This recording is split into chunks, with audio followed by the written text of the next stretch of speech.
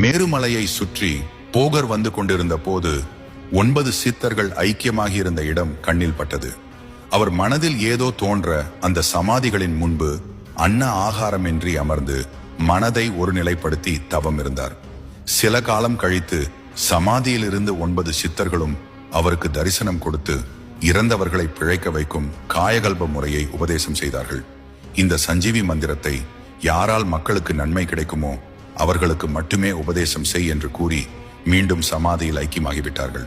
பின் போகர் அங்கிருந்து கிளம்பி சிவலிங்கம் உள்ள தலங்களை தரிசித்து வந்து கொண்டிருந்தார். அடர்ந்த காட்டை கடந்து வரும்போது ஒரு புற்று கண்ணில் பட்டது. புற்றின் அருகே சென்ற போது மூச்சுக்காற்று வருவதை உணர்ந்தார்.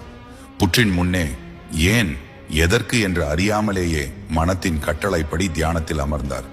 பல நாட்கள் தியான நிலையிலேயே அமர்ந்திருந்தார். ஒரு நாள் காலை பொழுதில் புற்றை உடைத்துக் கொண்டு ஒரு முனிவர் வந்து போகரின் தியானத்தை கலைத்தார். கண்களை கூசச் செய்யும் பிரகாசமான முகத்தையுடைய அந்த முனிவரை பார்த்ததும் போகர் வணங்கினார்.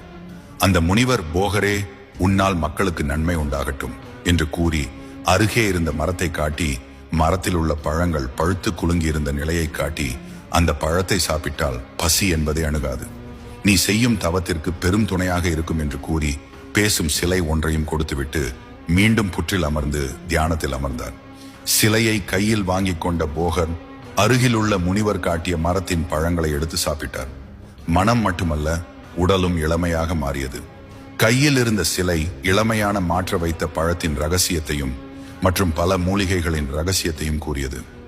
ஆச்சரியத்தில் ஆழ்ந்த போகர் சிலையை தரையில் வைத்துவிட்டு அருகே அமர்ந்தார். அந்த இடத்தில் சிலையின் கணம் தாங்காமல் பள்ளம் ஏற்பட்டு பள்ளத்தில் அந்த சிலை மறைந்தது. சிவன் சித்தத்தை தெளிய வைத்தார் என்று நினைத்துக் கொண்டு நடக்க ஆரம்பித்தார். தமிழகத்தில் மக்கள் இருக்கும் ஒரு இடத்திற்கு போகர் சென்ற போது அவர் பெரிய சித்தர் என்பதை அறியாமல் எதிரில் வந்த அந்தணர்கள் சிலர் போகரின் கோலத்தை கண்டு ஏளனம் செய்தனர். போகரோ அவர்களின் ஏழ்மையை போக்க எண்ணினார். ஞானத்தை உபதேசிக்க வேண்டும் என்று நினைத்தார். உடனே சற்று தூரத்தில் ஒரு பூனை ஒன்று கண்ணில் பட்டது. பூனை அருகே அமர்ந்து வேதத்தை அதன் காதில் ஓதி பேசும் திறனை கொடுத்தார். பூனை வேத மந்திரங்களை வீதியில் அமர்ந்து கூறத் தொடங்கியது. இதை பார்த்த அந்தணர்கள், இந்த போகர் மிகவும் சக்தி வாய்ந்த சித்தர் என்பதை புரிந்து கொண்டு எங்களை மன்னிக்க வேண்டும் என்று கூறி அவர்கள் போகரை தங்கள் இல்லத்திற்கு அழைத்துச் சென்றனர். அவருக்கு அன்னமிட்டு மகிழ்வித்தனர். மனதில் சந்தோஷத்துடன் அவர்கள் வீடுகளில் இருந்த உலோகப் பொருட்களை ரசவாதத்தினால் தங்கமாக மாற்றினார்.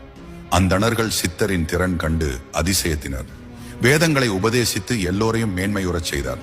பழனிமலையில் தவம் செய்யும் போது முருகப்பெருமான் அவருக்கு காட்சி கொடுத்து, என்னை விக்கிரமாக செய்து இந்த இடத்தில் பிரதிஷ்டை செய் என்று கூறி மறைந்தார்.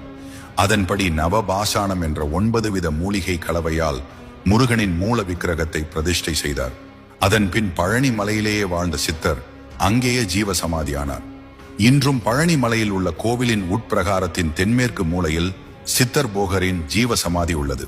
பழனி முருகன் கோவிலில் உள்ள முருகன் சிலை நவபாஷாணத்தால் ஆனது என்று நமக்கெல்லாம் தெரியும். ஆனால் அந்த சிலை யாரால் செய்யப்பட்டது என்பது தெரியாது. சதுரகிரி தலபுராண நூலில் கூறப்பட்டுள்ள வரலாற்றை படித்து பார்த்தால் முருகன் சிலை போகர் என்ற சித்தரால் உருவாக்கப்பட்டது என்பது தெரிகிறது. இன்றும் பழனி மலையில் உள்ள கோவிலின் உட்பிரகாரத்தின் தென்மேற்கு மூலையில் சித்தர் போகரின் ஜீவ சமாதி உள்ளது. நவக்கிரகங்களில் செவ்வாய் பகவானின் ஆதிக்கம் நிரம்ப பெற்றவர் சித்தர் போகர். செவ்வாய் தோஷம் உள்ளவர்கள் செவ்வாய் கிழமைகளில் இவரை வழிபட்டால் செவ்வாய் தோஷம் நீங்கி நல்லருள் பெறுவர் என்பது ஐதீகம்.